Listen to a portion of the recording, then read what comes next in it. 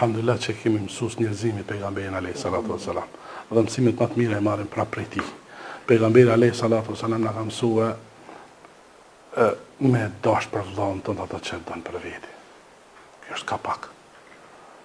Pse? Asgjë nuk më nga hambori Allahu xhaleshanu, asgjë nuk mungon nga ti, e mirë po për hir të asaj të besimit thot pejgamberi alayhi salatu wassalam, këshill tjetër e pejgamberit alayhi salatu wassalam tha dash mbuloni të metat e vllat juaj që Allahu xhaleshanu të mbulon metat e juaj në ditën e gjykimit. Pejgamberi alayhi salatu wassalam për sa kohë thot besimtari është në ndihmën e vllaut të tij, Allahu xhaleshanu është në ndihmën e tij. Pejgamberi alayhi salatu wassalam ka thonë për sa kohë vllau lutet për vllaun pa dijen e tij, mbi kokën e tij janë melek të Allahu xhaleshanu që luten për ta. Këto dhe shumë mësimet pejgamberit alayhi salatu wassalam neve duhet të na shërbejnë dhe si mësim në jetën tonë se si duhet ta e trajtojmë vllaun të cilën e kemi thash barr në rrugtimin ton jetësor. Ajo më e mira për të cilën që tha 50-60 vite është e rënë ndamja, e mirë po kur ki parasysh çfarë të pret, është shumë e lehtë, madje është edhe vonueshme ndamja me një vlla. Sepse pejgamberi alayhi salatu wasalam ka thonë ditën e gjykimit, ata që janë dashur për hir të Allahu xhaleshanuhu, pra vëllazërilëko për hir të Allahu xhaleshanuhu, për hir të besimit, do ta kanë një status të veçantë, do të jenë të shëndritshëm fytyrat e tyre, teshat e tyre, saqë kanë me i pas, kur të pyesin çka janë, kush janë këta. A janë pejgamber dhe janë evlia, ka thonë edhe pejgamber të Allahu xhaleshanu dhe çdo kush tjetër do t'i kenë zili këta njerëz. Ky do të jetë statusi i vllazëve të cilët duan për hir të Allahu xhelaluhu.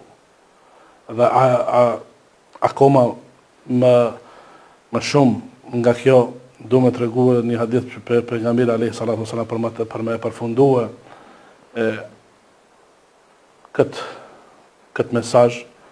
Pejgamberi alayhi salatu wasalam ndërkohë një ditë për tregon shokëve të tyre si gjithë të u dhon nasihat dhe po thotë ditën e gjykimit kanë marrë dy njerëz dhe kanë më ulë në gjunjë për Allahu xhaleshanu. Kanë më ulë në gjunjë për Allahu xhaleshanu.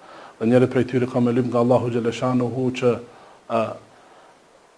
hakun të cilën e ka te vllau i tij e kërkon. Sepse fort mirë dihet që ditën e gjykimit çdo kush do të kemi nevojë për. Madje edhe baba ka më lënë djalin, edhe djali babën, nona dhe të ngjashme, sepse çdo kush do të jemi në ethet tona në zallamakin tonë çdo populli. Dhe thotë o Allah, unë dua hakun, më ka një hak. Thotë Allahu xhaleshanu kërkon prej tyre që ti merren të mirat dhe ti i jepen këtij i cili po lyp hak, por nuk ka të mira. Atëherë thotë i jepni nga të këqijat e mia, ranona pra vllahun, se do më pështush, do kush është natyrshme. Është e natyrshme. E mirë po Allahu xhaleshanuhu i thot dashnia e madhe të Allah xhaleshanu për robën e tij. Alhamdulillah. Do të ngrej kokën. Këtë e ngren, thot pasi të ngren kokën, ky i cili po lyp hak për vllaut të tij, është një pallat të ndërtuar, thot pejgamberi alayhi salatu wasalam, prej diamanti dhe are. Ja Rab, e kuj shehid është ky pallat.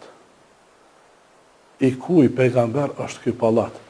Allahu xhaleshanu thot ky pallat është i atij i cili paguat çmimin e tij. Thot kush mundet me paguat çmimin e tij ja Rab, thot mundesh me paguat ti. Nëse ti ja fal thot vllaut tënd Allahu xhaleshanu. Hakun thot ky është për pagesë çmimit të këtij pallatit. Thot ja fala, ja Rab, ja fala. Dhe Allahu xhaleshanu thot merr vllaun tënd dhe hyni që të dytë në këtë pallat. Kjo është pra mbyllja e gjithë asaj sakrifice tonë në këtë botë, gjithë ati mundin këtë botë të përkohshme për me e fitue këtë pallat të cilin Allahu xhaleshanu e ka përgatit enkas për ata vëllezër të cilët duhen për hir të besimit.